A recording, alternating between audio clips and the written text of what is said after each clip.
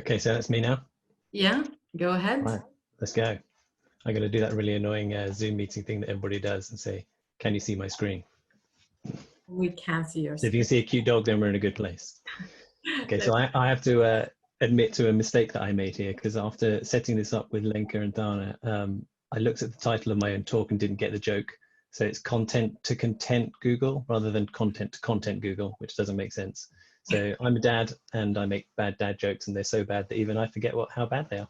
So it's content to content Google. That's the point. So that's what we're talking about today. And here's a lovely content dog that we're going to go through. I like it. I'm not going to spend too long on this whole introduction thing because Tana did a much better job of this than I did. The bits I'm going to point out are that I spend way too much time on Twitter. So if you think of questions afterwards and I'm not online anymore, then bang me on Twitter. I spend way too much time on there, so I'm happy to talk to people and connect with people on there. And just that one, I've seen lots of these kind of presentations and things, and there's so many links and things you all have to note down. So I've tried to make this easy. So if you do optimisey.com/CSM for Cambridge Social Media, then you can see the slides. So all the kind of links and all those bits you think, oh, I haven't put that on the screen for not too long, and it was quickly gone away again. If you just remember one link from this whole thing, optimisey.com/CSM, then you can get the slides, and all the other links will be available in there. Okay, so a little bit about what we're going to go through today. We're going to talk a little bit about how search engines work. Don't worry, it's not too technical and boring. I'll try and make it interesting. We're not going to go really into the guts of how they really work, but just a few interesting bits about that and why you should care. We're going to look at some of the ways that Google assesses content. So you can think about what Google sees and how they see that and what that should mean for you and your content. Keywords and how that affects your content, some of that kind of stuff. Those are kind of queries, those things that people put into Google, that's going to come up and hopefully be interesting. And then some tools and tips to help you with all of this kind of stuff, because there's a whole bunch of things we're going to go through today, and hopefully some tools and some ideas and stuff that I've picked up from doing what I do to help you do this a little bit more easily and less painfully. Okay, so a little bit about how search engines work. So this is a huge oversimplification, so please don't quote me too heavily on this, but basically Google does it like this. They crawl the web, they index the web, and then they rank stuff. And this is actually, they do it in that order. So they crawl stuff first, they index it, and then they rank it. And this is really time consuming and expensive for Google. If you ever see any of these kind of photos online of like Google's kind of warehouses where they store their servers, they're kind of like the size of small cities. They have more electricity consumption than most cities and all that kind of stuff. They're huge. It's really expensive because there's a lot of stuff on the web, right? I think the last count, there's 130 trillion things on the web, from like PDFs, images, web pages, all that kind of 130 trillion, which is just like an unfathomable amount of money, amount of stuff. And that takes an unfathomable amount of money for Google to kind of keep up with all that stuff. Because I think it's around, so Google had to reveal this in some court case they did recently. There's about 2 trillion searches a year that people do on Google from all these different places you can search.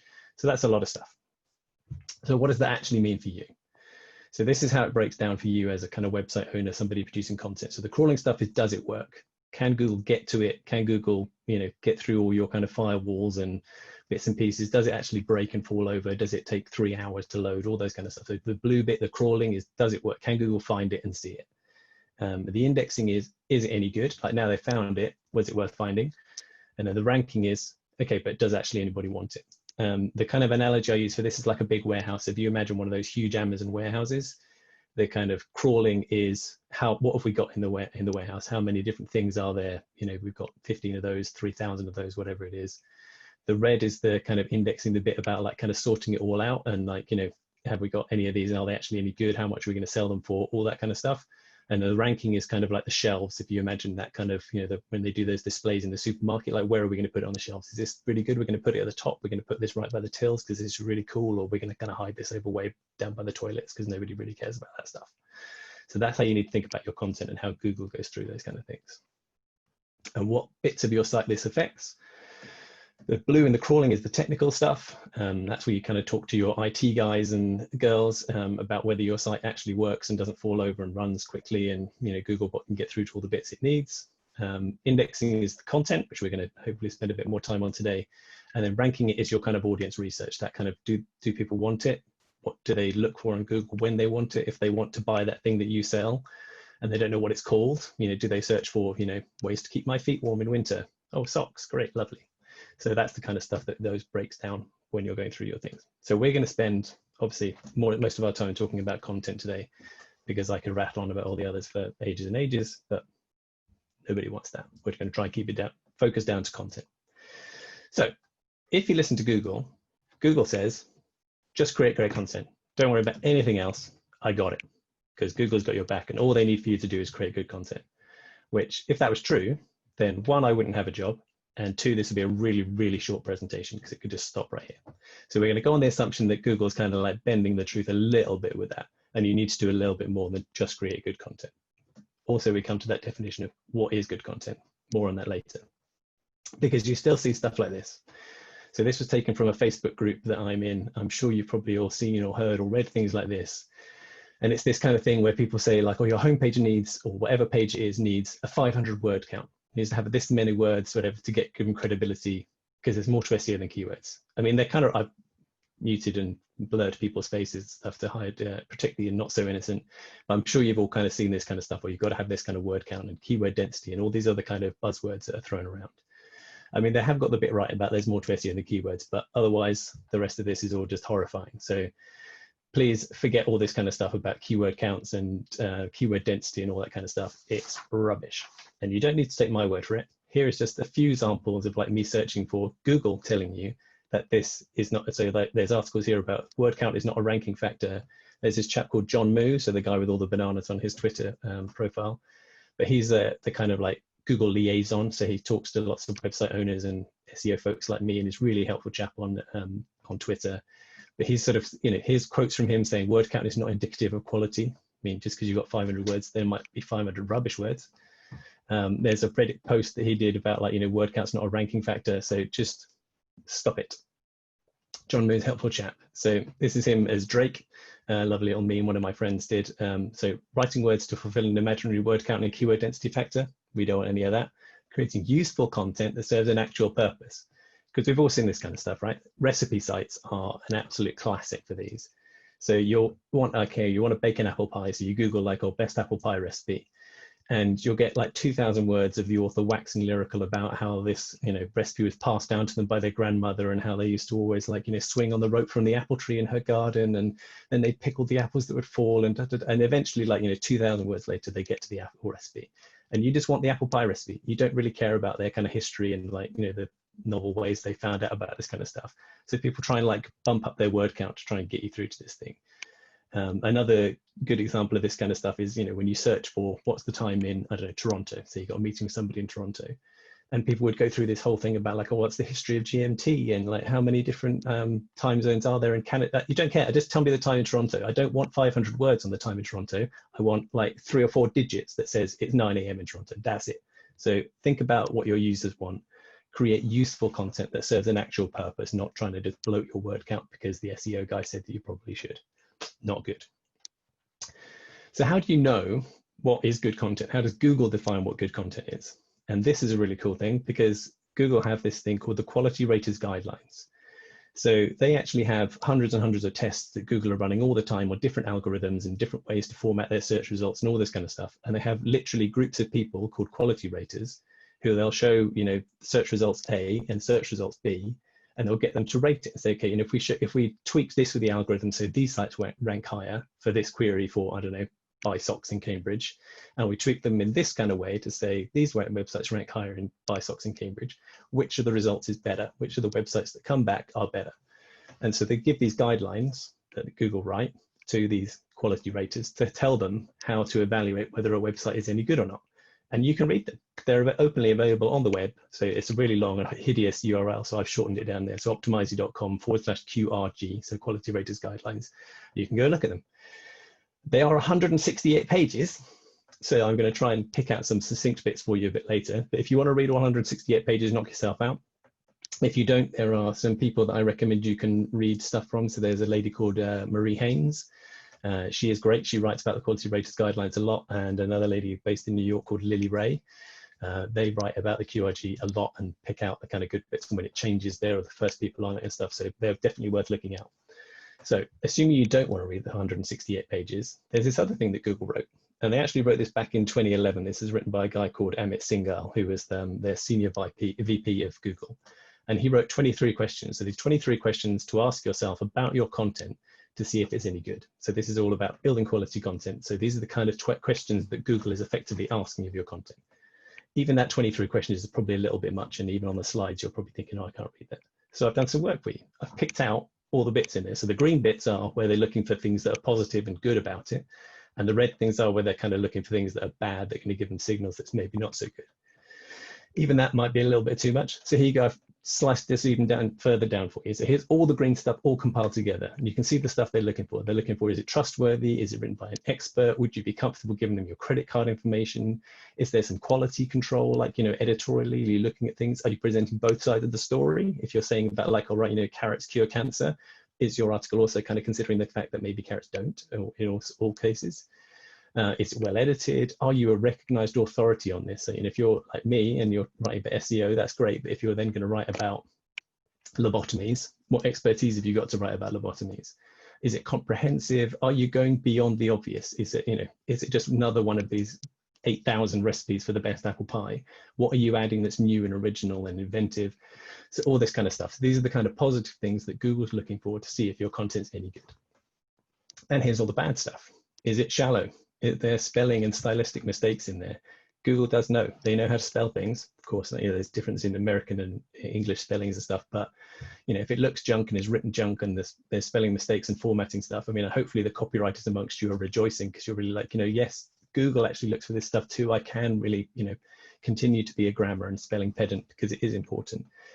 Is it mass produced? Is it one of these kind of copy and paste articles that appears like with slight variations on about 19 different pages? Is it unsubstantial? Would users complain after they've read this kind of stuff? So these are the kind of things that Google is looking for to give them hints that your content's not so good. Okay. How does this actually then affect what you're doing next? So remember this kind of crawling, indexing, ranking stuff that we talked about. So we anthropomorphize all of this. So all of this stuff that Google does on your website when it's crawling, indexing, ranking, us SEO folk, we talk about Googlebot. That's not the name that we made up. So when you have a user agent, so that little thing that kind of comes and crawls your website when it kind of leaves a trail of who it is, Google call it Googlebot. So Googlebot will visit your website and look at all these kind of things. So how does Googlebot respond when they're going through your website? So how do they understand your content? So they're looking at a brand new page that you've just published on your website. And this is how Googlebot goes through your stuff, literally in this order, top to bottom. They look at the URL first. They look at the page title that you set. They look at the meta description that you set. They look at the headings, so that kind of summary. So H1s, H2s, H3s, hopefully you're using all of those kind of things. That's how they kind of, if you imagine you kind of skim read it, you'll pick out the headings first. And then they look at the content. So all that time you're spending like hours and hours writing that beautiful blog post, that's the fifth thing they get to. So they haven't even got to the content, they've done all those other things first. So that's how Googlebot goes through your content. And it's helpful, I think, sometimes to look at like a real life example of how this works. So all those fields, remember all those things, URLs, page titles, meta descriptions. This is how they look when they show up in the search results. So this is results for what makes a good SEO page title. And you can see that the blue bit at the top, that's the page title. They're literally pulling the page title from your page and putting that into the blue bit. The green bit that appears underneath, that's the URL. And then the meta description is the bit they pull in the black text that comes in there afterwards. So there, of course, are always variations on that. Google sometimes will overwrite them and change them. And as Google does, like mess with things.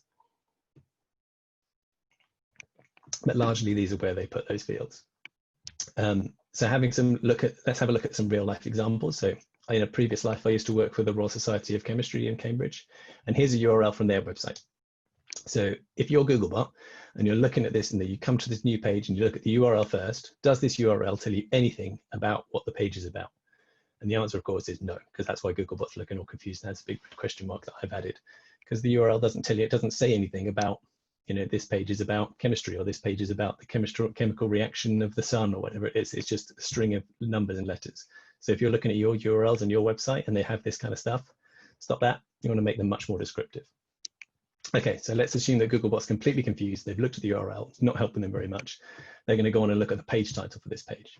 Here's the page title for this page. It's a lovely little mouthful. I hope there might be some scientists among you this will mean a little bit more to, but it means nothing to me. But anyway, here's the page title: Towards Stable and Efficient Electrolytes for Room Temperature Rechargeable Calcium Batteries, Energy and Environmental Science, RSC Publishing.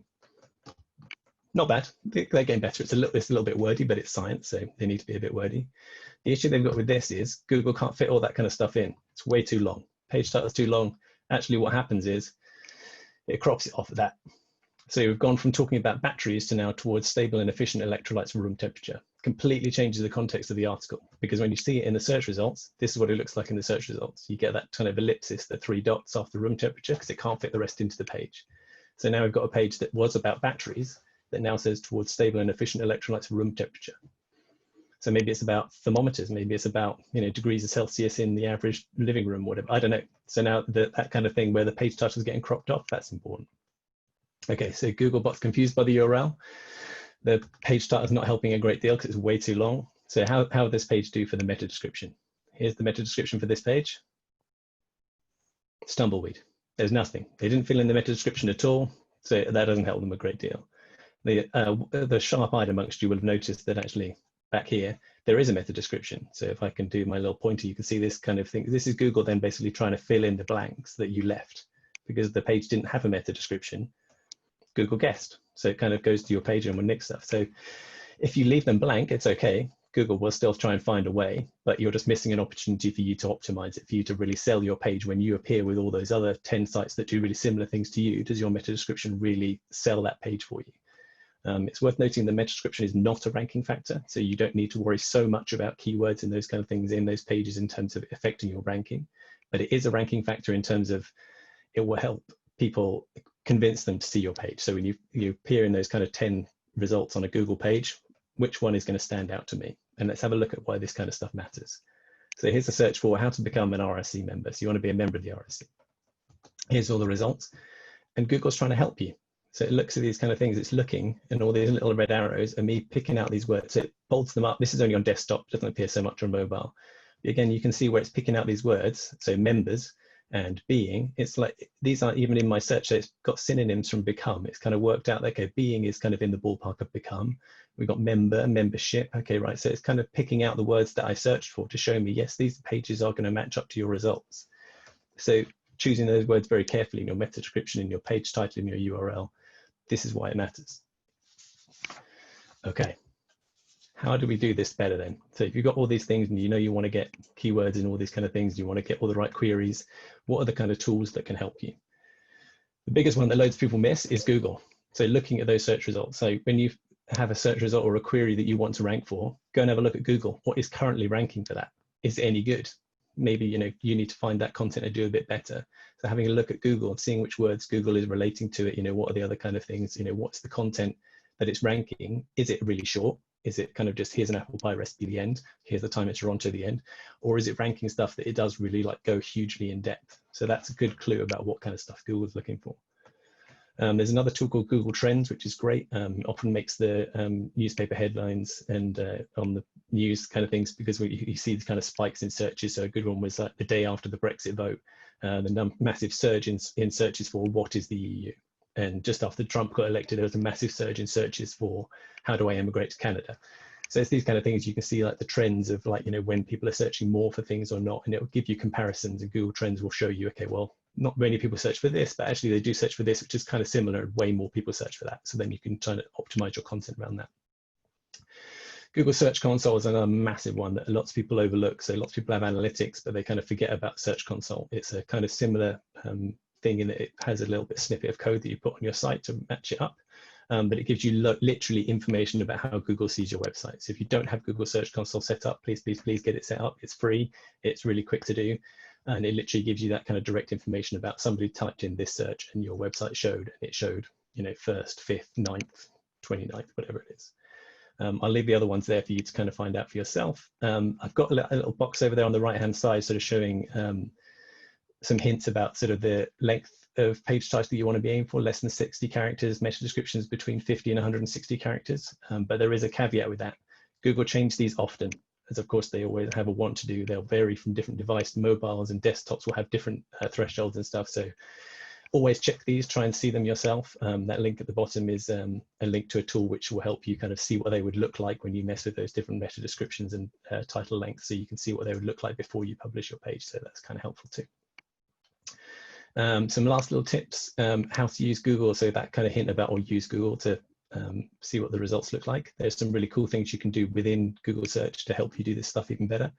Some site search operators. So you can do these kind of things where you put in site:optimisey.com, and Google will bring you back results just from that website. Or you can do related : so related to Nike.com or your website, whatever it is. If some of you are really small, like kind of, 1 or 2 person band businesses, Google might not have some related things, but, related businesses to Nike, it will come back with Reebok and Adidas and Sports Direct, whatever, those kind of things. So it's an interesting way for you to see, who does Google associate you with? What kind of businesses are Google thinking you're like? You can do in URL, so you can find in URL. So I've done Lenka Kopova for this one because Lenka's kind of running the show.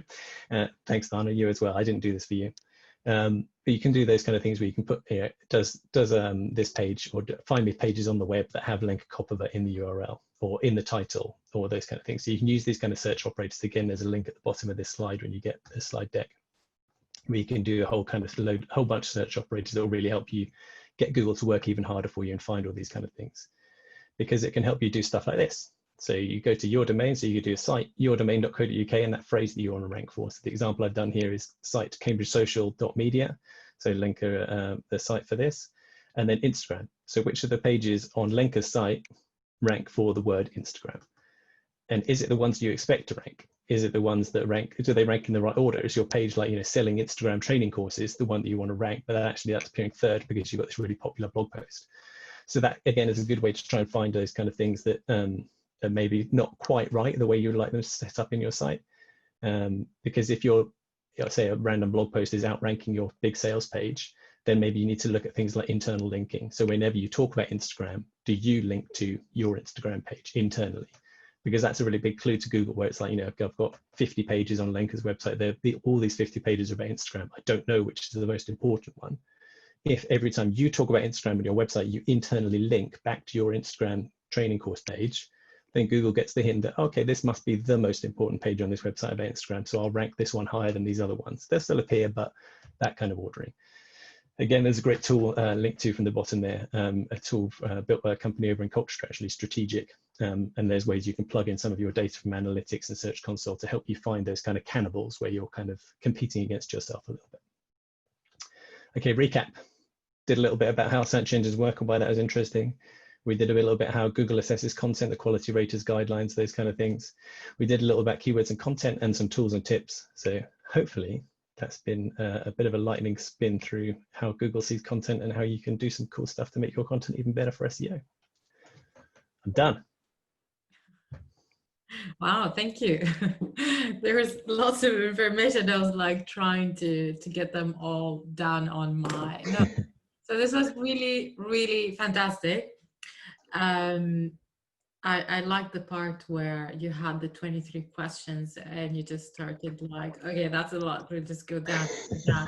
And nobody wants to read that. Yeah. I have to admit, I have read the 168 pages of the quality raters guidelines. Yeah. It is interesting for me. Yeah, but like I remember last time I was working on an SEO project, Lenka has shared with me a link. I forgot the name of the person who prepared it, but he had like 300 list of tips about SEO. And I had to go through all of them and basically read it and be like, I don't even understand this. Okay. Is it Mark Williams Kirk? Maybe he has like, it might have been him. It's from LinkedIn posts, and he has like over 3 unsolicited SEO tips. Yeah, I think so. And every day he records one SEO tip, so it was really. It sounds like Mark. He's a good chap. Yeah, if you haven't found his stuff on LinkedIn, so I think it's Mark Williams Cook. He does. He calls them unsolicited SEO tips. So basically, him sort of forcing his advice on you, but it's really good. It's really short and sweet, and it's really good, useful stuff. Yeah, exactly. And also the part where, like, it doesn't matter how many keywords not how many keywords, how many words you have, and as long that your keywords are there. I do have some questions. So we had a question that you actually answered, but one of the questions is how to incorporate the keywords with the rest of the content and connect different forms of content with one SEO strategy. So you have an SEO strategy, you have lots of content, and you have lots of keywords. How do you incorporate it into one strategy, basically? So there's a couple of facets to that. So I guess that kind of thing about incorporating keywords and making sure you cover all the right queries, the sort of way that you should think about that, or the way that I would advise thinking about that in terms of SEO, is thinking about that kind of thoroughness. So you get people that will talk. I saw an example, terrible example today about, you know, digital marketing in Cambridge, and they obviously just pumped it into a thesaurus or a synonym generator. And how many different ways can you say, you know, internet marketing in Cambridgeshire, digital marketing in Cambridge, you know, internet promotions near Ely? It's just like all the variations you could possibly. It was horrible, and they just jammed them all in. It didn't read naturally. It was ugly and horrible. But you do need, again, with all these kind of crappy, spammy tactics, there is a grain of truth in them, because you do need that kind of thoroughness around a topic. So if you're going to talk about, so the example I often use is Mother Teresa. You're going to talk about Mother Teresa, you do need to mention none. You do need to mention Calcutta. You do need to mention Christianity. You do need to mention the Pope. You do need to mention all these kind of things that, you know, as a human, you would think, oh, right, you know, it's that topic. Google understands that kind of, they talk about in terms of entities. So you, me, a table, a dog, a place, a city, a country, an airplane, they're all entities. And Google understands the kind of things that are related to those entities. And if you're not thoroughly covering a topic, then you're going to struggle to rank. How you do that in terms of, and the other kind of facet of the question, I think, was about how you sort of incorporate that into a strategy. I guess the way to think about that is a little bit towards that kind of thing I talked about at the end in terms of internal linking.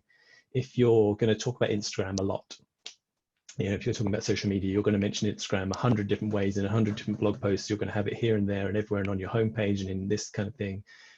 If Google is looking at your website and they want to know which page from your website is the most or the best or the most important about Instagram, which page should it be? If they want to look, if somebody is searching for something really specific, like how do I use hashtags in Instagram, you might have a blog post or a piece of pillar content that really specifically talks about hashtags. But if you've got kind of this overall grouping around, okay, well, this is just the main page for Instagram, then you need to internally link. Every time you talk about Instagram, you need to link back to your Instagram page and say, okay, this is the mother load of Instagram content. Yes, we've got stuff about hashtags and, you know, live streams and the best people to follow and all these kind of things. But a good way to think about this is the newspaper websites. They always do this really well with big sports tournaments. So it's like a big soccer World Cup. And the Telegraph talks about the Soccer World Cup 100 times a day, because there's this footballer's fractured an eyelash and they're not going to be able to play on Saturday. And then this footballer's been sent off and this guy's been seen out drunk in bars, whatever. They have hundreds of stories all the time. But they always have this internal linking back to their World Cup hub page. So every time they talk about, oh, David Beckham's fractured his toe, so he's not going to be able to play, they link back to the England World Cup news page. Yeah. But then later in the day, the story changes and it's like, oh, actually, no, it's all right. We made it up. He's only got a fractured toenail. He's going to be fine. He's going to be fit to play. But the story still links back to, here's the World Cup news hub page. So then when people search for, I want the latest World Cup news, they get the big hub page. Yeah. What is your what's your advice for you know, readability of the content? And I know that, for example, it's Google also, SEMrush usually recommends that your content should be readable or easy to consume. So maybe you can just have few tips about that, like what makes a content easy to consume and readable. So I think a lot of that depends on your audience. So I'm trying to avoid like the SEO, classic SEO answer for every question is it depends. But with this kind of stuff, it depends on who your audience is. Like if you're aiming at, I don't know, university age students and 90% of them are reading on their phone and they're all reading at kind of 10 o'clock in the morning while they're just having their breakfast and they've got 3 minutes and they're just spinning through stuff, then you need to make your content really short and bite-sized. It needs to look lovely on a mobile screen. It needs to load super fast. If you're selling office furniture and you're talking mostly to office managers who are browsing in the middle of the day on a huge desktop with a lovely big screen like I'm sitting in front of now, then there's different kind of demands and expectations from that kind of content. So think about your audience, where they are, who they are, how they're digesting your content. You know, maybe they don't have a lot of time, maybe they're on a train, and actually what they want is just like, you know, they've got headphones on like me, they're just in their little world on a train. Remember when we used to go on trains, kind of pre-COVID? Anyway, but they want a video. They don't want to read 500 words about anything, they would just like somebody to explain it to them in 3 minutes. So like, here's Dana, she's going to explain to you, here's the news headlines for the day in 3 minutes. So this has happened, this has happened, this has happened, this has happened, this is why you should care. On you go. I would say that now that I'm thinking about it, that when you have your heading as a question, that people actually came to you because they asked questions. So basically they're looking after, like a direct answer. So maybe bullet points, like lists usually helps.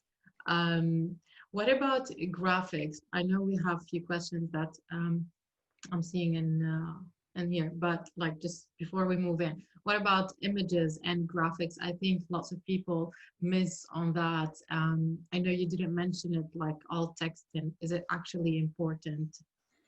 So alt text is important. It's like with SEO, it's all about marginal gains. There are some things you'll do which will make a really big difference, and there are like some things you do which make a really tiny difference. But if you do enough of those tiny difference things, then they all add up. Alt text, I would say, is in the kind of tiny difference category. I think some people get really carried away with it a little bit. Actually, the main reason alt text was invented is to help people that are partially sighted or blind. So if they can't see your image and it's a lovely image of a dog, as I used at the beginning, then having an alt text that's empty doesn't help them a great deal. So describe what's in the image, make it useful for people. Imagine it was your partially sighted mother, neighbor, friend, whatever, that you need to describe the image to them. That's the job of alt text. If with SEO in mind, you can use it as a good way to kind of shoehorn in a few synonyms. So rather than dog, you might say, oh, it's a cute puppy. Then you can kind of help expand the reach of your content a little bit like that, rather than just repeating the word dog, which is already in your URL and already in your page title. And you can do a few things like that, but don't get too clever with alt text. Yeah, side information about these kind of accessibility requirements. For some industries in 2020, they became a necessity for gov.uk to basically rank you or like make your website. It's a regulation. I don't want to call it regulation, correct me if I'm wrong, but it's now asked from certain companies and certain industry. The ones I know are government, charity, and education, that they need to make their website accessible for people with like sight or hearing impairment. Yeah, that's absolutely. The W3C guidelines is the kind of benchmark that you're looking at for that kind of stuff. Yeah, it's important. Their website is among these industries to make sure that they are filling the requirements. Okay. We have a question. What should be the ideal readability factor for web content? I think we talked about that. Someone is asking for the link that you mentioned on his last slide. Is it strategic? We will put the links in the links, yeah. So if the only link you remember is optimisey.com/CSM, so Cambridge Social Media, then you can get the slides and all the links and stuff in there. It's a PDF. It will take you straight to the PDF. There's no kind of like paywall or me kind of trying to trick you into giving me your mother's maiden name or whatever. Just optimisey.com/CSM. You get all the slides and stuff in there. We had a comment from Sue Bailey. She's saying that she has redone her SEO, is optimized, but now she's struggling for knowing what to redo for SEO for the key pages. It seems that if you are creating a portfolio-based website, that SEO doesn't always feel so relevant. Why use of WOAST for this is frustrating me, actually. Yoast, I think that meant YOAST. Yeah, I think that's a kind of very famous WordPress plugin that helps you with SEO stuff. So two things on Yoast. One, it's great, and there's definitely a place for Yoast, and it's lovely. The thing with that kind of stuff is it's a tool. So garbage in, garbage out. So lots of people I see are like, oh, my Yoast score is 3 green lights, and I've used rank math and I've got 100 out of 100 and all that kind of stuff, but I'm still not getting any traffic. It's like, Yoast isn't an SEO person like a consultant like me. It's just going to tell you, it's a box ticking exercise. Have you put a page title in? Have you put a meta description in? Have you put useful words in your URL? Do you feature your keyword? If you tell it your keyword is dog food, and then you write your article about cat food, then you're going to fail. You'll get a red light. If you write a garbage article about dog food, and you say, oh, my keyword is dog food, it's going to go, hey, you mentioned dog food 500 times, great. So Yoast is a useful tool and kind of like a memory jogger and stuff, but it's box ticking. It won't tell you whether you've done it well. It will tell you you've checked the boxes. You might have done it awfully. Yeah. I guess so that's the kind of caveat on Yoast. So what was the question again? About I didn't. So she said, I have just had optimizing content. re-optimizing her key pages, I think. Google Search Console is a great source for this. Get Google Search Console if you haven't already. Get it set up, and then you can view it per particular page. So say your portfolio page is about, I don't know, the interiors you've designed for offices in Cambridge. You can go and look at your interiors design page in Search Console, and it would tell you which queries people are putting in that brings up your page in the Google search results. And it would tell you which ones you're kind of ranking first, second, third, fourth, fifth. Look at the ones that you're ranking just beyond 10. So the first search results usually is 1 to 10 on the first, but if you're ranking kind of 11th, you're basically at the top of page 2. So if you can go after those ones and look at those kind of things, oh, we rank 11th for soft furnishings in Cambridgeshire. We'd quite like to rank a little bit higher for that, but let's look at our content. We don't mention the word soft furnishings. We talk about sofas and chairs, but we never mention that particular phrase, soft furnishings. Let's see if we can weave that into our content and just tweak the content slightly to include that as a synonym, because we thought maybe we were going after sofas in Cambridge, but nobody searches for that. But actually loads of people search for it. Search Console will give you that information about, 20,000 people searched this last month, and you were so close. You were like silver medal position, you're top of page 2. But if you make a slight tweak, then you can get yourself into page 1. And the difference between being on page 2 of Google and being on page 1 of Google is night and day.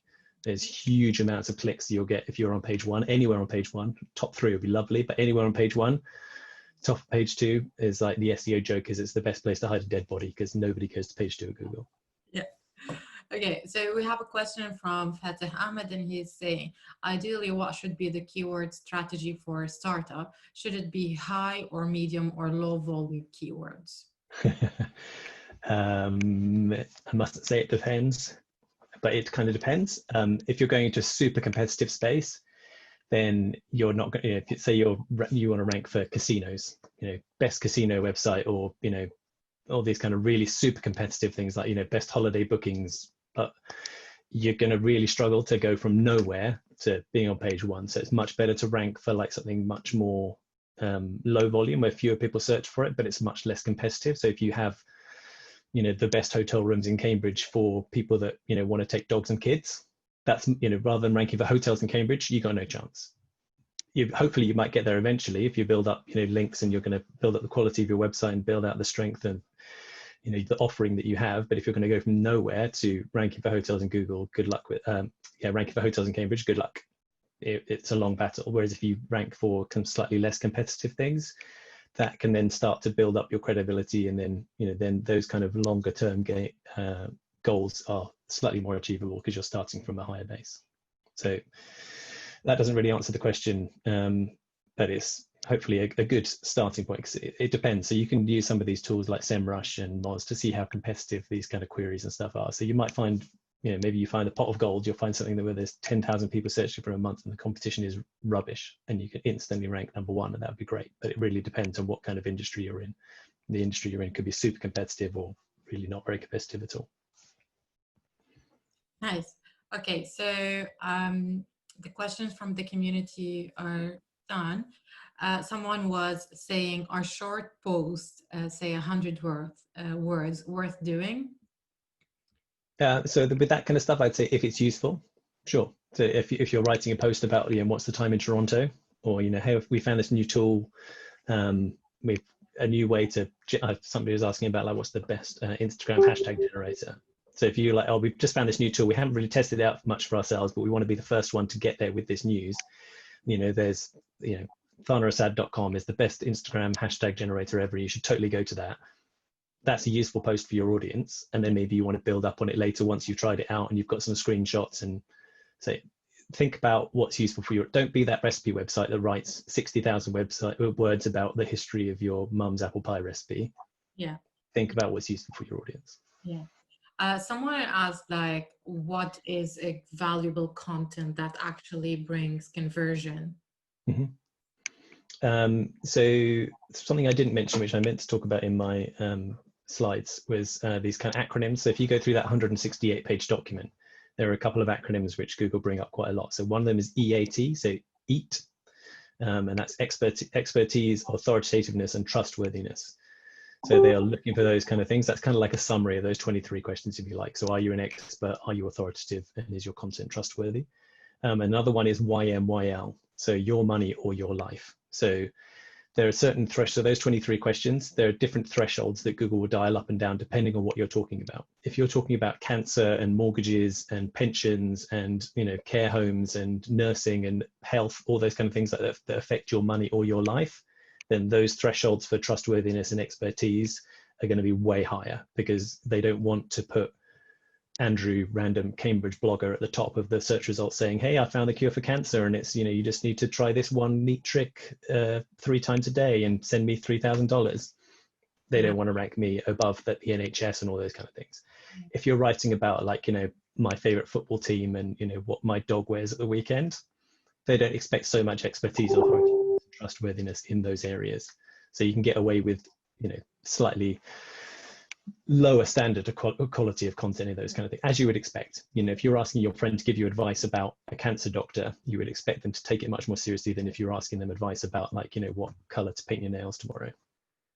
So that kind of stuff.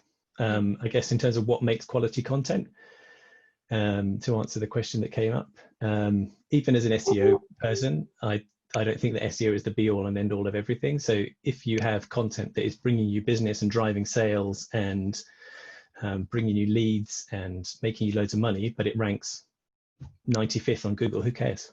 If it's making you money, that's doing its job, really. So find the content that works for your audience, that that people really want and engage with, and brings them along your kind of sales funnel. If the content's working, you'll know soon enough. Yeah.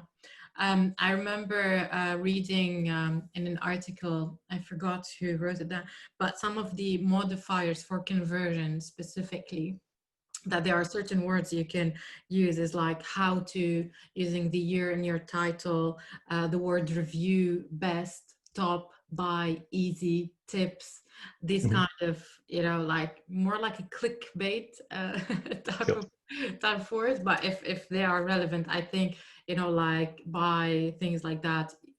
And usually when it comes to conversion, honestly, whenever I'm writing content for web or digital marketing, social media, there should be a clear call to action with your content. If you want people to convert, what is your conversion goal? Is it subscription? Is it to read? Is it to watch? Is it to buy?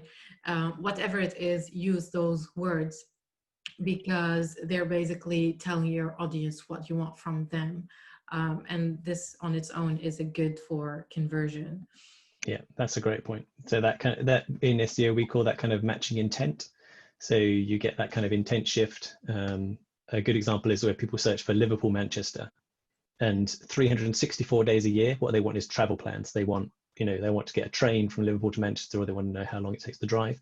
For 1 or 2 days a year, when they put Liverpool, Manchester, they mean the football match, because it's happening tomorrow and Liverpool and Manchester are playing each other. And so Google literally switches around the search results. So the same search result will bring you very different results depending on which day of the year you search. Like if it's the Liverpool Manchester derby match is happening that next weekend, the results will all be about football. And then, 3 or 4 weeks in, when it's not the football season anymore, that same search will bring you stuff about how to travel.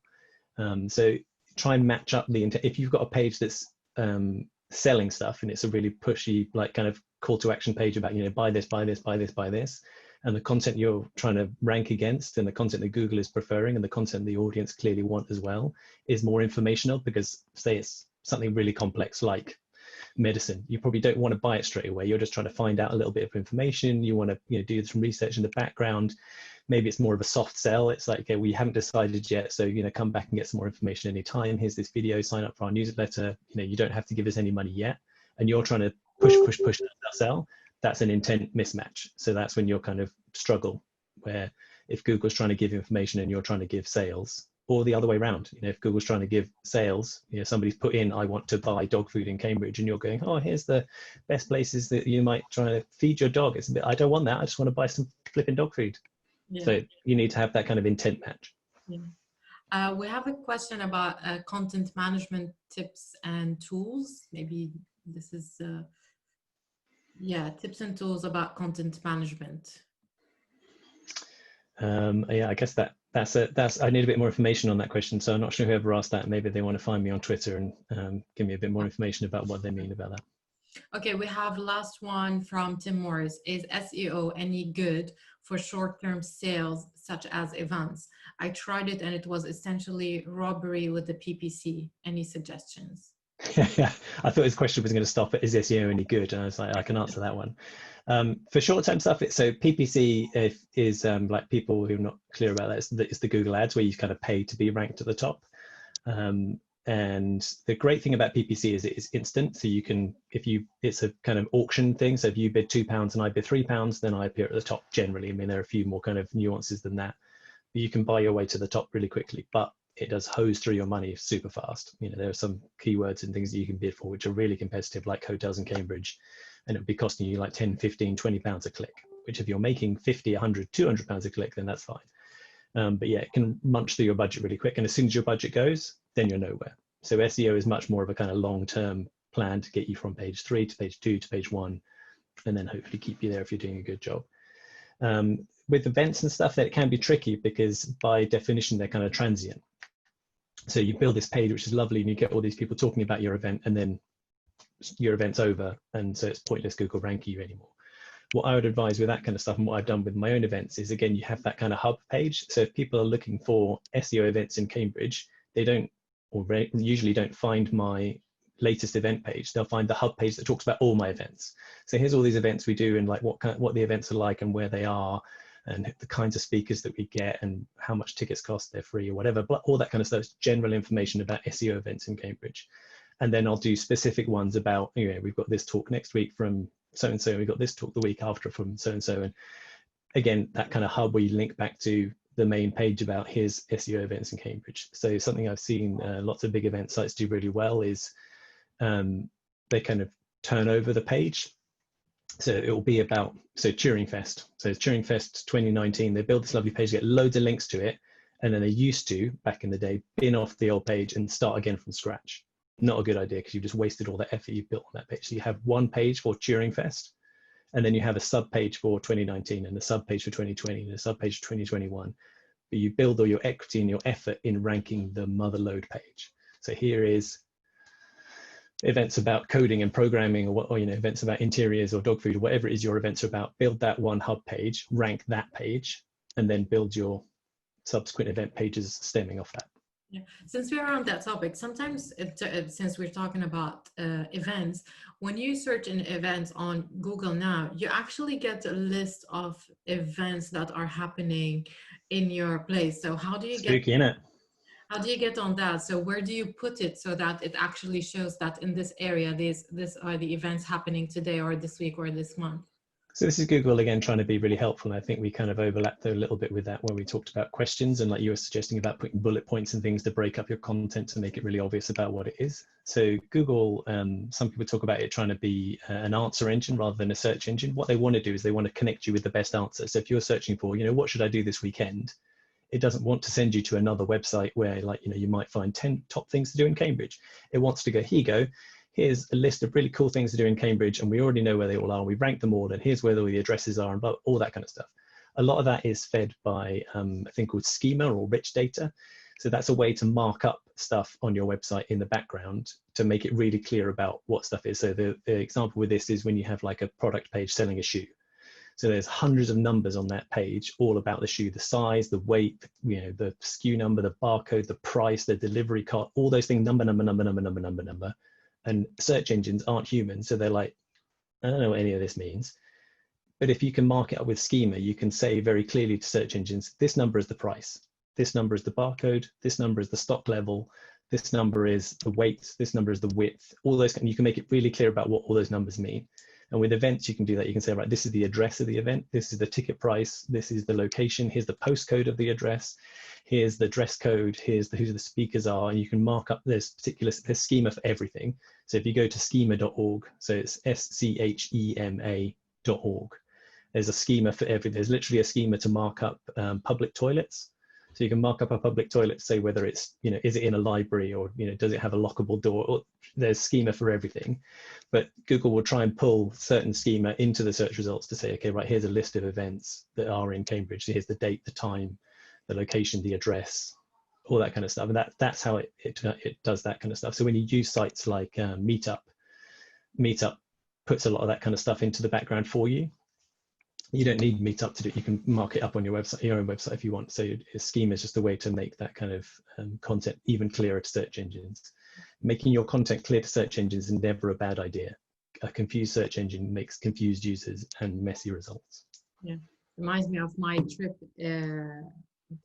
before all this happened to Paris, and literally all of my searches were for about public toilets because it was so cruel. They don't let you use toilets if you're not going to buy coffee or ice creams or things. So yeah, we have two last questions.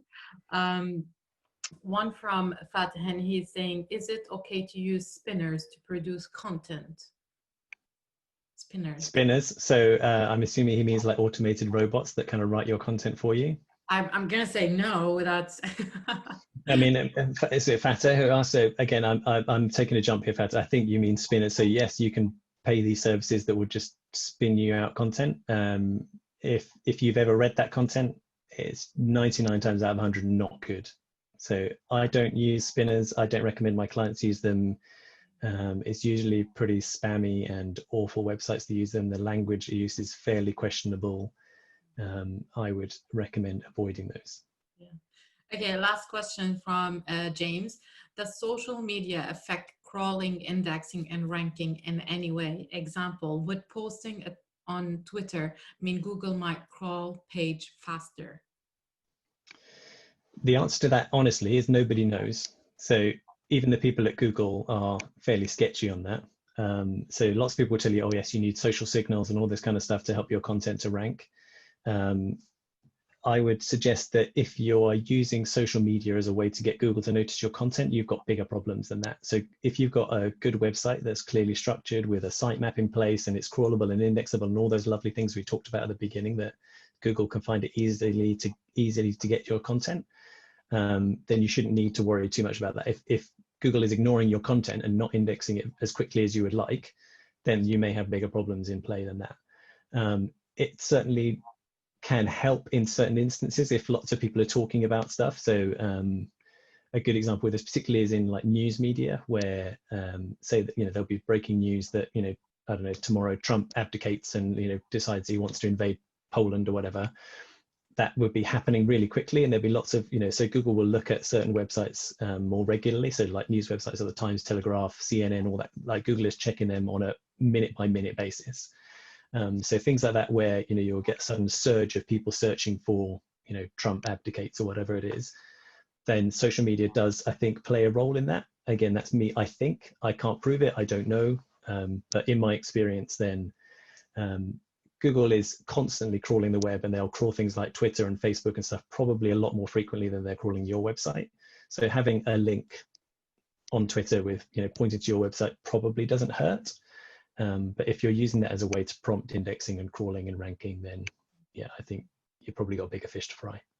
Not only that, but also like posting regularly and consistently on your accounts on Twitter, and driving traffic that backlinked to your website. I mean, it's always good while you answer a solution, you have a solution to a problem or to a question that your audience, always think of your audience. That's the main point, really.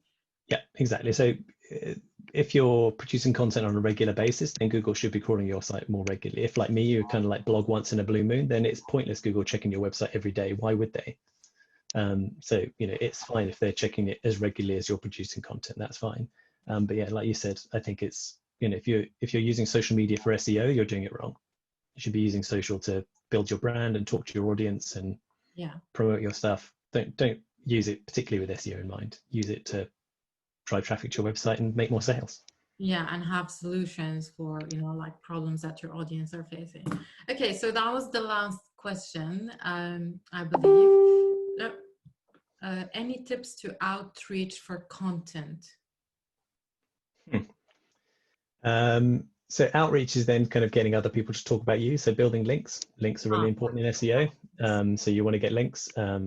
Quality more than quantity. So it used to be that Google would work in a kind of arms race way. So I would have 500 links, you'd have 501, you would rank higher than me. It doesn't work that way anymore. Google's got much better at understanding quality and context. So a link from the BBC is worth much more than a link from optimisey.com, sadly for me.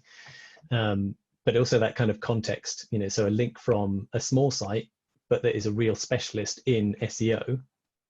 Google understands that that website is all about SEO and it's linking to you and you're all about SEO. Okay, they're probably building up and suggesting that you're in that kind of right field too. So quality and context is much more important than quantity. In terms of outreach and things, then we could probably do a whole other webinar about how you reach out to people to get them to. Well, you know, Sorry. This is a PR. Yeah, it's PR. Yeah, you know, it's PR in media. I know SEMrush have sometimes includes links to websites that you can have back. They suggest for you to have backlinks from it, but the difficulty is much higher than actually, again, working on your own content, on your own, you know, like basically the quality of your content. The trite answer to it is be link worthy. So if your content's any good, people would link to it. Yes, you might sometimes need to nudge them and say, hey, you know, we've just written this new guide about, you know, how to generate hashtags on Instagram, and it's way better than other ones you've used in the past. And like prompting people and all that kind of stuff is fine. But if you're just trying to say, you know, hey, we've written yet another apple pie recipe, will you link to my apple pie recipe? No, no one's going to do that. It's like, because your content's no good. All right, so thank you so much. I think that was the end of the question. That was really interesting for me personally. And I hope it was helpful for the people who were watching us today. So yeah, I will take all the resources you want me to post with this video, because it's going to be accessible for people to have a replay on our group. So we will put links to your website, to your social media. Yeah, look, you can see it on here, look. Yeah, optimisey.com. And any resources that you would like to share with us, we will have it there. And yeah, anyone who has any questions after this video, follow Andrew Optimisey on social media, yeah, give him a shout out for today's, because this was really, really awesome. And thank you all for watching us today. And thank you, Andrew.